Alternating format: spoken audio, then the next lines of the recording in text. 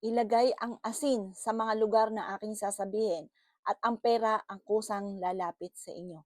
Kung isipin po natin ay hindi talaga tayo maniniwala. Dahil kapag sa usapin ng pera, kailangan pinagtatrabahuhan po yan. Pero mga boss, hindi pagkit masipag at matyaga ka, hindi ka na maubusan ng pera. Or kaya po, ikaw po ay magiging mayaman na pagkit masipag at matyaga ka. Hindi pa rin mga bossing. Ito pa mga bossing ko ay tutulungan ka para maalis ang kamalasan. Kailangan natin bukod sa pagiging masipag at matyaga, kailangan natin ng pantaboy ng malas or cleansing ng ating pong tahanan at ng ating sarili.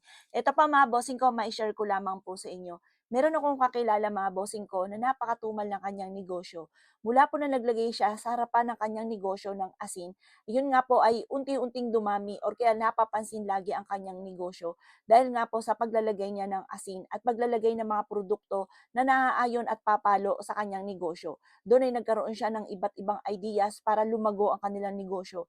At ngayon ay namamayagpag po sila mga bossing ko sa kanyang pagninegosyo at dumami pa ito ng dumami sa pamamagitan ng asin. Eto pa mga bossing ko, panoorin niyo po ito hanggang sa dulo para malaman niyo ang tamang proseso. Hindi lang basta gawa ng ganito, may proseso po ito. Halimbawa, lagi kayo nag-aaway sa loob ng inyong tahanan, napakailap ng swerte at ang madalas din pinagtatalunan ay pera.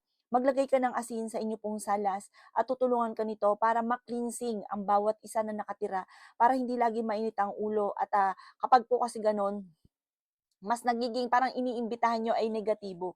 Mas nagiging ano po mga bossing, lumalapit yung mga negatibo kapag nag-aaway palagi. Eh, meron din akong kakilala at hindi na ako lalayo.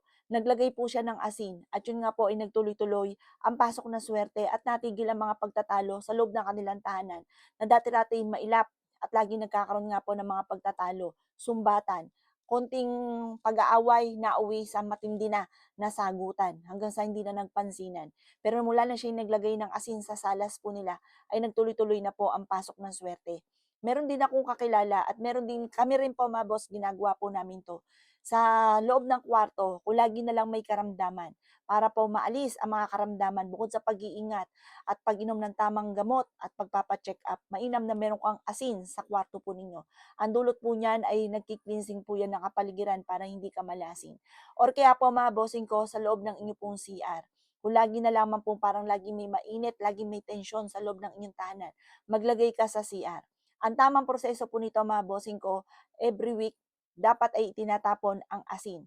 Kasi ito po ay humigop na ng negative energy. Ang tamang pagtatapon ay hindi sa basurahan. Ito po ay pinapaanod sa running water.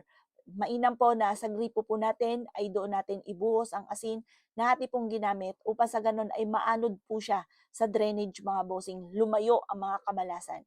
At gawin niyo po muli ito mga bossing, palitan niyo muli ng panibagong asin.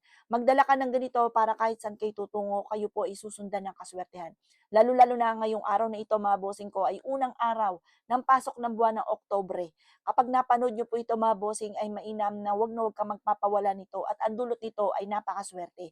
Basta every week mga bossing ko ay itatapon nyo na para panibago muling blessing ang darating sa inyo.